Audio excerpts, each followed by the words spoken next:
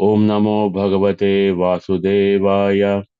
Narayanam Namaskritva Naram Chaiva Narottamam Devim Saraswatim Vyasam Tato Jayamudiraye Sunvatam Swakadaha Krishnaha Punyasravana Kirtanaha Hridayas Hridayantasto Hyabadrani Vidunoti Suhrudatsaham Nashtaprayesha Bhadreshu Nityam Bhagavata Sevaya Bhagavati Uttama Sloke Bhaktir Bhavati Snaistiki. Uh, Hare Krishna devotees, today I'll be reading from Srimad Bhagavatam, Canto 4, Chapter 2, and verse 32 and 33. Tad Brahma Param Shuddham Satam Varta Sanatanam Vigrahya Yad Pashandya Daivam Vo Yatra Bhutarat. Synonyms: Tat, that, Brahma, Veda, Paramam, Supreme, Suddham, pure, Satam, of the saintly persons, Vartma, path, Sanatam, eternal, Vigarhya, blaspheming, Yata, should go, Pasandam, to atheism, Daivam, deity, Vah, your, Yat, Yatra, where, Bhutarat, the Lord of Bhutas. Uh, Translation and purport by Srila Prabhupada Ji, Srila Prabhupada Ki Jai. Translation: by blaspheming the principles of the Vedas, which are pure and supreme, path of the saintly persons, certainly the followers of Bhutapati, Lord Shiva, will descend to the standard of atheism without a doubt. The purport: Lord Shiva is described as a Bhutarat, the ghost, and who are situated in the material mode of ignorance are called Bhutas. So Bhutarat refers to the leader of the creatures who are in the lower standard of the material modes of nature. Another meaning of Bhuta is anyone who has taken birth or anything which is produced. So, in that sense, Lord Shiva may be accepted as the father of this material world. Here, of course, Bhrugumuni takes Lord Shiva as the leader of the lowest creatures. The characteristics of the lowest class of men have already been described. They do not bathe, they have long hairs on their heads, they are addicted to intoxicants. In comparison with the path followed by the followers of Bhutarath, the Vedic system is certainly excellent, for it promotes people to spiritual life as the highest eternal principle of human civilization. If one decries or blasphemes the Vedic principles, then he falls to the standard of atheism. Maitreya Uvacha Tasyevam Vadadha Shapam Brughosa Bhagavan Bhavaha Nishkrama Tadaha Kinchid Vimana Iva Sanugaha. Maitreya Uvacha, Maitreya said, Tasya, of him, Evam, thus, Vadataha, being spoken, Shapam, curse, Bhrugo, of Bhrugu, Saha, he, Bhagavan, the possessor of all opulences, Bhavaha, Lord Shiva, Nishkarma, went, Tataha, from there, Kinchit, somewhat, Vimanaha, Moros, Iva, as Sanugraha, followed by his disciples. Here, Saint Maitreya, the Saint Maitreya said, when such cursing and counter-cursing was going on between Lord Shiva followers and the parties of Daksha and Bhrigu, Lord Shiva became very morose, not saying anything. He left the arena of the sacrifice, followed by his disciples. From the purport, we see here Lord Shiva's excellent character is described in spite of the cursing and counter-cursing between the parties of Daksha and Shiva. Because he's greatest Vaishnava, he was so sober that he did not say anything. A Vaishnava is always tolerant, and Lord Shiva is considered the topmost Vaishnava. So his character, as shown in this scene, is excellent. He became morose because he knew that these people, both his men and Dakshas, were unnecessarily cursing and counter-cursing one another. Without any interest in spiritual life, from his point of view, he did not see anyone as lower or higher because he is a Vaishnava. As stated in Bhagavad Gita, chapter 5, sloka 18, Pandidaha Samadarshinaha, one who is perfectly learned does not see anyone as lesser or greater, because he sees everyone from the spiritual platform. Thus, the only alternate left to Lord Shiva was to leave in order to stop his followers, Nandishvara as well as Bhrugumuni, from cursing and counter-cursing in that way.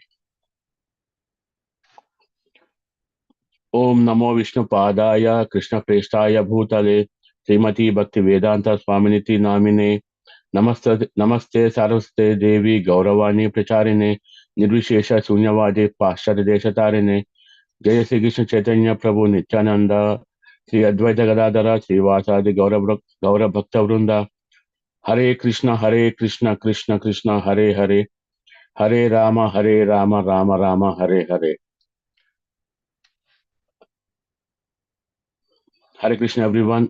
I would like to seek blessings from all the assembled Vaishnavas and would like to thank you for giving me an opportunity to purify myself. Please forgive me for any shortcomings or if I add my own translation. Uh, I've taken this translation from a discourse given by His Holiness Pranananda Prabhu and also from few other ISKCON devotional gurus' discourses. If we see who is Daksha, like if you look at the Bhagavatam family tree picture, you can see Daksha is none other than son-in-law of Swayambhu Manu. And Daksha married Manu and Satpura daughter Prasuti, who is the second daughter of Manu. And if we see Sati, we also can refer her as Dakshayani because she's the daughter of Daksha. And she's the elder child of Daksha and Prasuti, who later married Lord Shiva. And again, Lord Shiva before marrying Goddess Parvati. Again, if you see this conversation started between Maitreya and Vidura, as Maitreya was inquiring from Vidura, or Vidura was inquiring from Maitreya, what exactly happened. Now, if you all see Daksha, the Prajapati, entered the sacrifice arena. Here, if you also see that Lord Shiva is in meditation state and he's chanting to the Supreme Lord. And we also know that Lord Shiva did not get up from from his meditation because he was praying to Vaishnavas, which means he also praying to Daksha. Now, Daksha don't know because Lord Shiva is in meditation. And while this counter and while this whole war between Phrugu Rishi and Nanishwara is going on, Lord Shiva thought, okay, I know what will happen. So it's better for me to get away from here. And I don't want to see again Daksha in the head of goat. I mean, having a goat head. But one thing what Daksha also is seeing is when he came to arena he just looked around, see what's going on, and he found two people, Lord Brahma who is his own father, and then Lord Shiva who is in meditation. Now, if you also see whenever if you go back, let's say when kings are ruling the dynasty, we also see that the elders and then the gurus will not get up when kings enter into the courtyard. However, king on the other side, before taking his throne, he takes blessings from the elders. But we don't see this kind of situation in the sacrifice arena, where from the Daksha perspective again, it's not it's again from Daksha perspective. Now, Daksha, who's again a Prajapati, should have respect to the people, basically elders, and also to the people who is not disturbing. Now, here we see Daksha also became angry. And Daksha was saying, why did I give my daughter Sati, who is Dakshayani, to this monkey-head Lord Shiva, who is not clean, who were ashes, from which corpses were burnt, who roams in the graveyard, who is again tamasic nature. and he, how can he get a position of a god? Daksha again says that, hey, I'm talking not from a king perspective, I'm talking from a father-in-law perspective because Lord Shiva married my daughter Dakshayani, so I'm his father-in-law. Now, in this situation, as we already mentioned, that Lord Shiva is again uh, praying to Vaishnavas, and as Daksha was insulting, Lord Shiva thought that's not the right way for him to sit here, and he walked away. Now, despite of this, later he also blasphemed his daughter Dakshayani as well. Let me give again a few scenarios which we all see. The first one is you're walking in a room and suddenly your leg hits a table. It starts paining. You immediately get a little bit of angry and curse.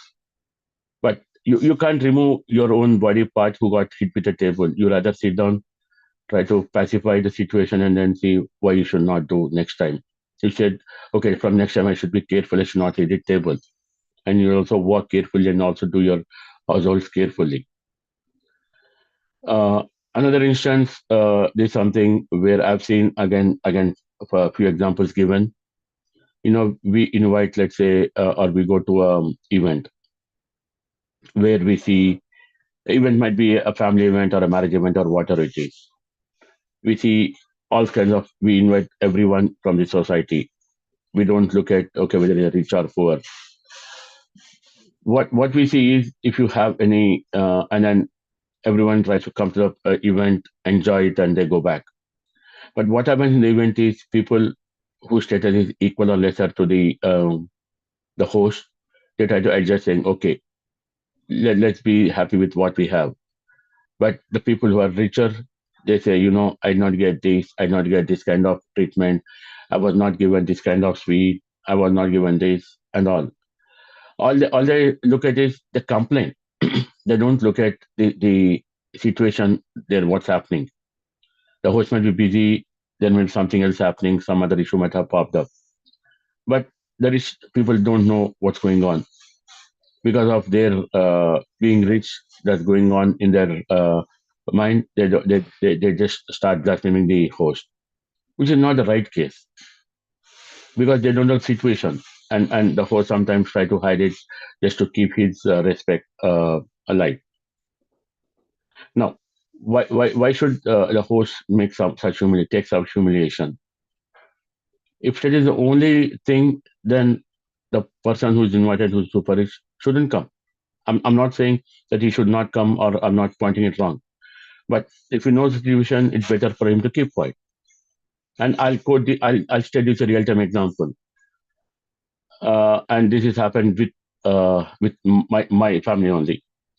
We used to run some business, and there are few people, ladies, who comes and always have some disagreement in terms of ideas with my mom. My mom, she used to share some of these concerns with us. It so happened that one such female family invited her us to a event, and my mom said, "Son, I'll not go. I will never go. I'll not go because we had a difference of opinion." I said, "Mom, that's just a difference of opinion from that topic perspective. You don't have any other difference of opinions, right? So better to keep your respect. Go to the event, meet everyone, show a smile on your face, talk to everyone, and then grace the event. Look at the whole event, and even if you find your enemy, just say hi, say hello, or just say namaskaram, and then show a smile on your face. If you like the food, eat. If you don't like the food, come home and eat. Don't worry." And that's how I used to coach my mom. But I never used to practice. Sometimes I never used to practice that kind of teaching what I give to my mom. And again, if you see, when you point one finger to the other person, we see that there are three fingers which are pointing to us, which means instead of we pointing mistakes to other people, we are saying, hey, we have more mistakes in us. So that is something that we should also understand. So instead of making any nasty comments, it's better to go to the event, create the event and come back, or just skip the event. Say, give some vague excuse. Hey, I couldn't come because of some other thing coming up. That's why you don't even disrespect the other person by going there and blaspheming or what it is. Now, one other situation which we all see and which you all understand. Let's say me as a family performing a ritual, and then we'll be busy doing those rituals, pujas, and prayers. Now we see elders coming in, parents coming in. Let's say if you're at a different house, parents at different house, in-laws coming in. We don't get up because we are performing the puja. We don't get up. We and then the elders see that okay, he's doing puja. Okay, let's respect him.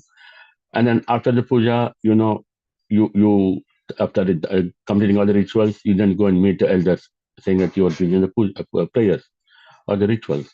Even the elders also think the same way. I mean, why should I make him get up and make this whole situation in a bad way? Likewise, even if our elders are performing any such rituals, and if we go there, we'll make sure that once they're done, we'll go and meet them when they have a minute. So that is how we should respect each other. But what we have seen here in case of the in the sacrifice arena was totally opposite because of Daksha being a Prajapati having that on his head. So with this, I would like to conclude my speech here.